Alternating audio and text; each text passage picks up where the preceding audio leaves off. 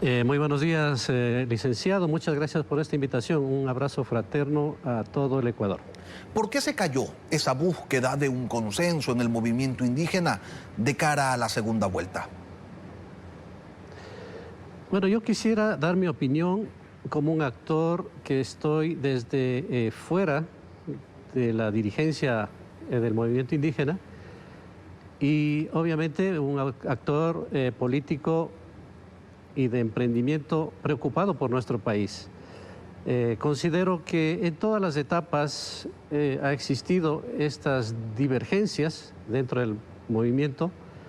La CONAIE, como una representación histórica de los pueblos y nacionalidades, ha sufrido también las influencias de la politiquería, las influencias de los gobiernos de turno. Ha habido debilitamientos, no se ha respetado la línea conceptual de la organización social, ha prevalecido inclusive cargos en el Estado, la recepción de proyectitos, de fondos para beneficiarse a los más cercanos allegados a la dirigencia.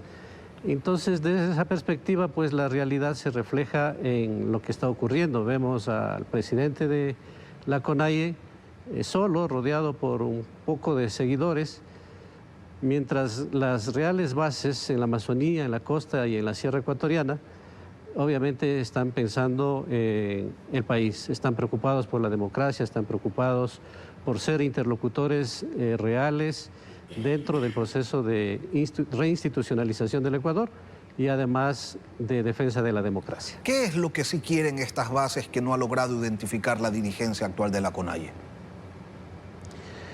Bueno, al menos las bases están a la expectativa de que se consolide la dolarización, de que existan políticas de Estado claras para impulsar el desarrollo nacional, el agro, por ejemplo, que ha sido abandonado por todos los gobiernos.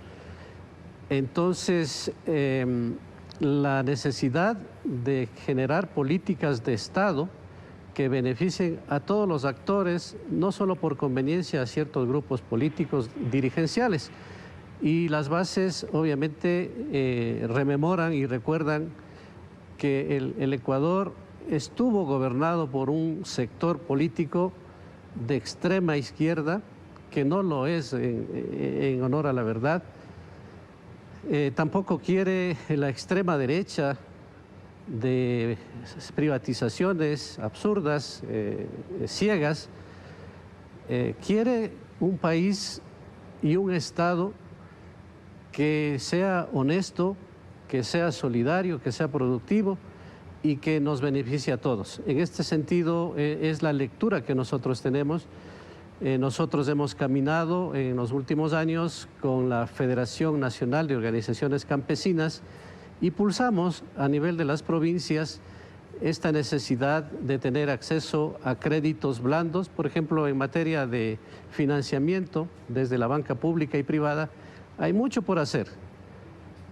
Hay que cambiar las reglas, los intereses son muy altos, hay que tratar de fomentar proyectos en base a estudios que, aparte de ser productores de materias primas, podamos también enfocarnos al tema de la agroindustria, darle valor agregado, y hay un mercado amplio a nivel internacional. Economista, nada de esto que usted ha señalado consta en el pliego, en ese montón de condiciones que ha presentado la dirigencia de la CONAIE a la candidata correísta y con el que se intenta definir algo que ya está definido, que es el respaldo de Leonidas Giza, pues a la señora Luisa González.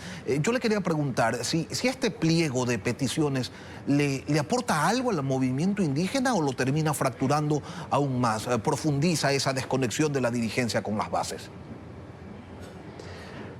Es conocido por el país esta división, esta separación que existe de la cúpula del movimiento indígena con las bases.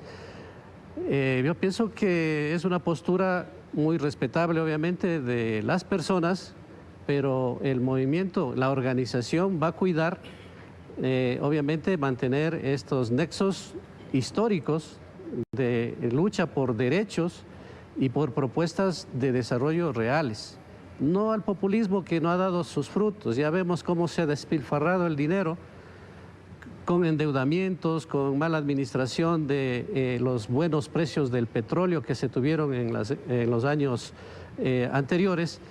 La necesidad de un trabajo con autoridades locales, por ejemplo, que a nivel de alcaldías, prefecturas, juntas parroquiales existen, y ha sido un recorrido que hemos logrado en base a nuestro trabajo serio, responsable y visionario. Economista, Entonces, ¿se podría hablar de un respaldo de la CONAIE al correísmo, un respaldo condicionado, un respaldo acordado, o es un respaldo de Leonidas Giza al correísmo? Lo último, usted acaba de sintetizar, la dirigencia está con el correísmo, pero la CONFENIAE puntualmente en la Amazonía se ha pronunciado en apoyar inclusive al otro candidato, Daniel Noboa. En este sentido, considero que las posturas no es de la organización, sino de la directiva. Lamentamos mucho porque a ratos juegan con este discurso de que somos democráticos, participativos, vamos a consultar a las comunidades, pero ya ellos tienen definida su agenda. Así que respetamos mucho, ellos sabrán explicar en su momento por qué eligen esa línea de gobierno muy cuestionable. No tiene resultados ni en el Ecuador, no ha tenido resultados en los países vecinos que se han orientado por la teoría del socialismo del siglo XXI, que más bien ha demostrado ser contrario a los intereses de los trabajadores, de los campesinos, de los artesanos y de muchos emprendedores que indudablemente sostienen una economía como en el caso ecuatoriano, ¿no? Este respaldo de indígena Leonidas Giza al correísmo, economista, contra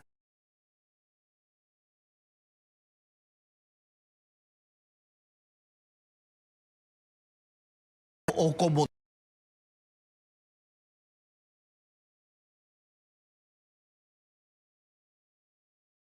dice el ingeniero Giza, hay que virar la página, hay que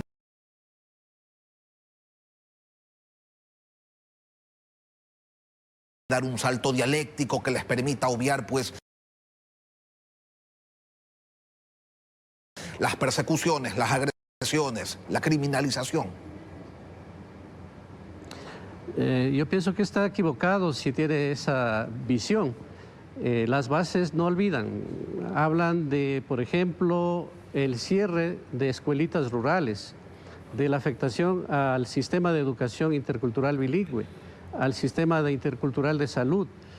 En este sentido, la muerte de líderes, la persecución, el encarcelamiento. Entonces yo pienso que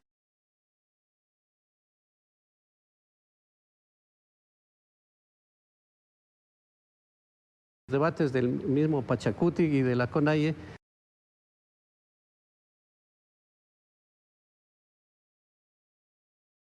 cuando querían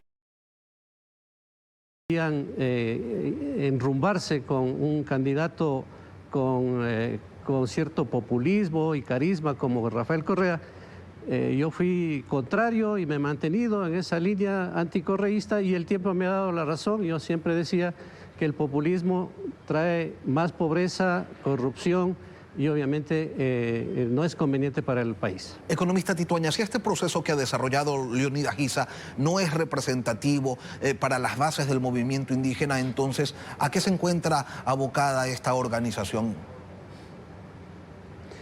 Lamentamos mucho que a la organización tan fundamental como es la CONAIE, yo fui partícipe de la redacción con varios dirigentes, con varios académicos del proyecto político de la CONAIE.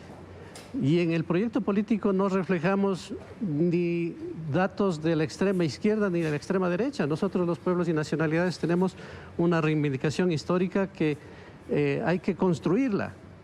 Lo hemos hecho ya a nivel de gobiernos locales, como en el caso de Cotacachi. 17 años de servicio, estamos nosotros satisfechos con los resultados en la lucha contra el analfabetismo, logramos indicadores importantes en salud, en el desarrollo turístico y últimamente en el tema de la producción. de rubros importantes que pueden ir hacia el mercado internacional y mejorar la calidad de vida de todos los ciudadanos. Economista, ¿qué pasa con esta figura del gran elector, esta figura que se vendió, ¿no? Del gran elector, del dueño de 538.000 votos capaces de determinar el futuro de la elección de abril? ¿Queda en nada o nunca hubo tal? ¿Qué pasa con ese 5%? ¿Se diluye? Indudablemente. Nosotros consideramos que el voto estrictamente indígena no llega al 4.5 aproximadamente que obtuvo. Hay votos en las ciudades, en los sectores sociales, y obviamente van a tomar decisión, como lo han tomado en la sierra, dicen voto nulo. Esa es una opción, pero nosotros que respetamos la democracia, que queremos vivir en democracia, en libertad, en progreso, pues vamos a tomar otra opción, obviamente que no sea el correísmo. Economista Auqui Tituaña, exalcalde de Cotacachi, dirigente histórico del movimiento indígena, le agradezco por acompañarnos esta mañana en Contacto Directo.